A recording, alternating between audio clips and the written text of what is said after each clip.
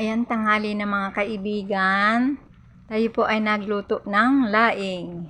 May timpla na po yan. May sili, bawang, at sibuyas. Yan. Sarap po yata yung ating laing. Yan po yung maraming gata. At siyempre, lalagyan po natin ng pampalasa. Yan. Hipon. Yan. Lalagyan po natin yan.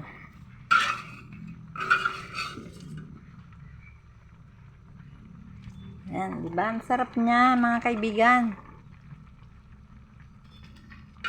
Minsan lang pa tayo maglaing dahil ang laing po ay napakamura. 50 pesos lang po ang 1 kilo. Kaya po tayo nakakatipid pag yan po ang ating pang-ulam.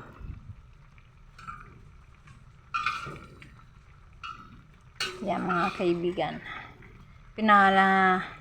Uunti muna natin pinakakate natin ang sabaw niya para medyo masarap-sarap ng konti. Walang gaano siyang sabaw.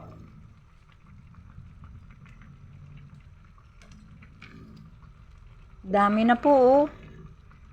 Dami na yan mga kaibigan. Yan eh, bago natin hinalo, luto na po yung gabi. Dahil baka pag hinalo natin ng hilaw pa, baka tayo yung mangati at magkamot. Di ba? Ayan. Sarap po yan laing. Makakatipid po tayo sa isang buong araw.